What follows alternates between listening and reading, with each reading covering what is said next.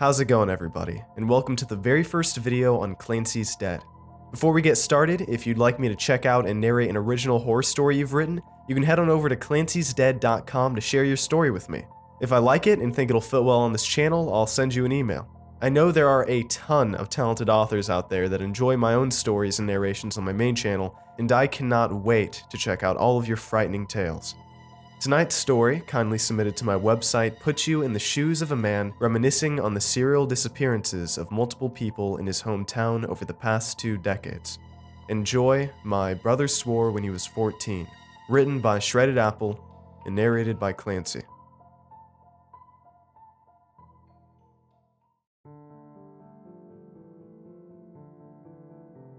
There's a big problem in Celestian Town. For the past 2 decades, people have been periodically dying. There's no rhyme or rhythm to the deaths. The person could go through a normal day, go to school or work, go home, sleep, and the next morning their family could find them dead in their bed, torn to bloody pieces. Of course, no one knows who has been committing these murders. The serial murderer has been doing well at hiding their tracks from the police, but they had somehow managed to slip up when they killed my older brother, Stephen, because they didn't make sure he was completely alone when they killed him. I don't think it was an accident, though. They know no one will ever believe me if I told them what I saw. 15 years ago, I was 7 years old, and Stephen was 14. Our cousin, 16-year-old James, had coincidentally come to visit and stay with us for a week while his parents were on a business trip in another state. So Mom and Dad had him sleep in my bedroom, leaving me to take the top bunk of Stephen's bed for the week. One night, I had woken up at some point very early in the morning to a quiet, familiar tune coming from somewhere in the distance. It was loud enough to wake me up, being a light sleeper, but not loud enough to bother most other people. I didn't think much of it at the time and rolled onto my side, staring at the shadows on the opposite wall in an effort to bore myself to sleep. I remember how I couldn't fall asleep no matter how many sheep I had begun to count.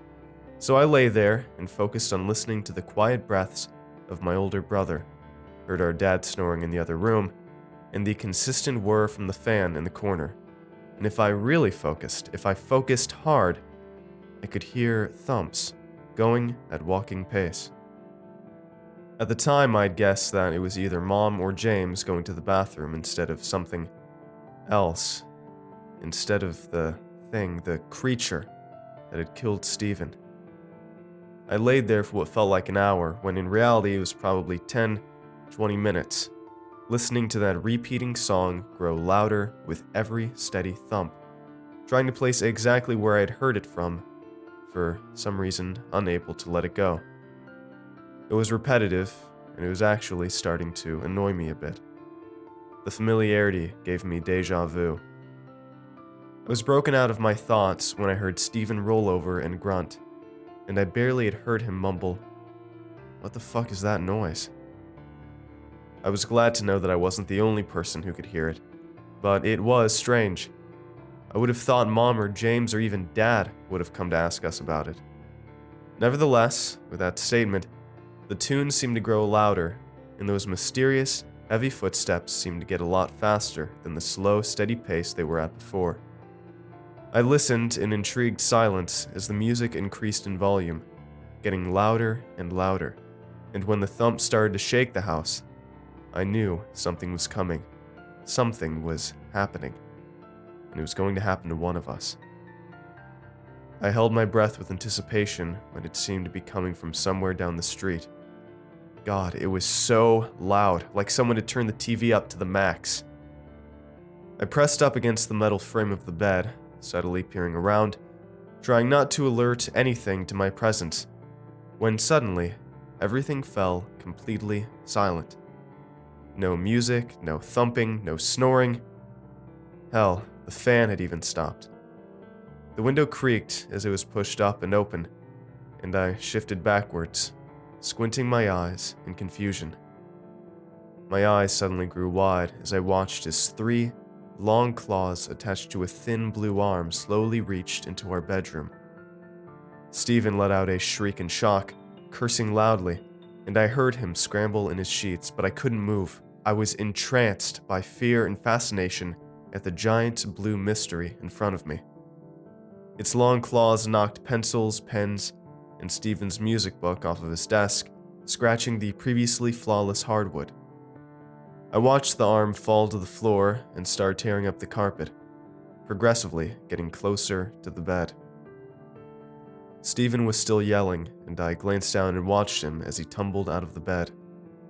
He scrambled to get underneath the bed frame and barely made it, when the arm darted underneath the bed after him. I heard the claws sink into something with a heavy squelch, and Stephen screamed again, this time sounding more pained, and watched as the arm retracted, my older brother's writhing body pierced on one of the claws, the tip poking out of his stomach and through his nightshirt, the other two supporting his body in an almost careful manner. If I squinted, I could see tears streaming down his face, his jaw agape with pain as his body was pulled back out through the window. I listened in as I heard Stephen scream, shriek, and yell, begging for the thing to fucking stop, even as his voice started to falter.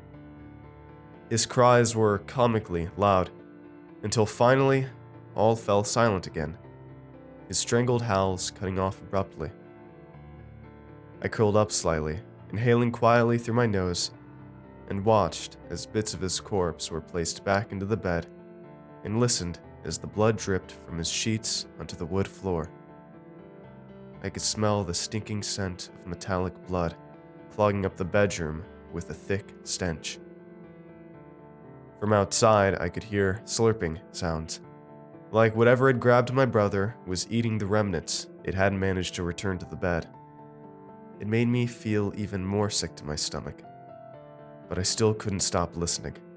I still couldn't stop watching as the blue creature left and started to continue down the street. As I walked, I suddenly recognized the figure from the back. Confusion flooded through my veins at the thought. What the hell is that doing? Doing this? I felt my heart drop as it paused and slowly turned around, crouching down and walking so the head was in my frame of view. It held eye contact with me for a few seconds, the sick smile on its face widening as blood dripped from its lips, before it turned back around and its music began again. I couldn't help but throw up over the edge of the bed, my throat burning as I retched, sweat pouring down from my temples as I half hung over the bed frame. I swallowed thickly and immediately rolled over once I finished, clenching my eyes shut. I couldn't fall asleep properly after whatever it was that I had just witnessed. Not after hearing my brother get brutally murdered. I went in and out of consciousness, the smell of blood, vomit, and for some strange reason, I could smell coal smoke. I still haven't gotten over his death, so much so that the other day my wife put on the television to amuse our 2-year-old son. I had to leave the room the second I heard that sickeningly familiar theme song start up. I can't look at it, him, whatever, without thinking of how my brother's blood was dripping from its mouth, or seeing those terrifyingly long claws with my brother's corpse pierced through them. I don't think I'll ever be able to see Thomas the Tank Engine the same since that day.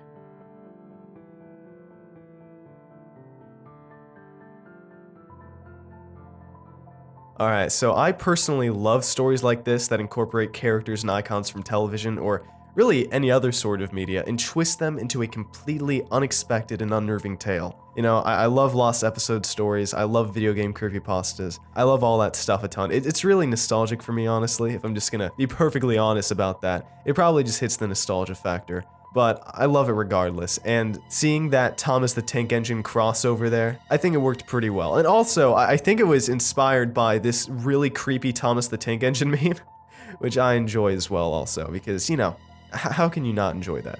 So if you've written a story you'd like me to check out and narrate on this channel, feel free to visit CLANCY'Sdead.com and submit your story there. And don't forget to like and subscribe, hit that bell button if you haven't already, and follow me on Twitter to read my inane ramblings. Have a good night, everyone, and talk to you soon. Cheers.